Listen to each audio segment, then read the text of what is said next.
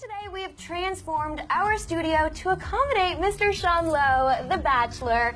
We only found it fitting. We wanted to go on a double date with you. How do you feel about this? The two-on-one date. Exactly. Except for instead of one rose, we provided you with two, so feel free. This will make it much easier. I won't stare like the girls on the show at the rose the entire time, I promise. I should give them out in the beginning just to to clear ease the air. awkwardness. It's good that there's two. We won't be clawing at each other fighting. We don't have Exactly. a happy ending. Exactly.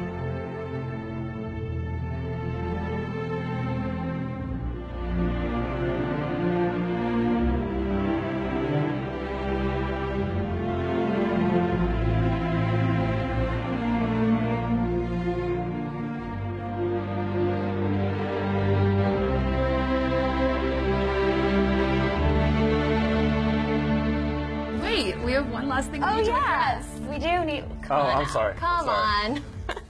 It's going to be the first dual rose handout.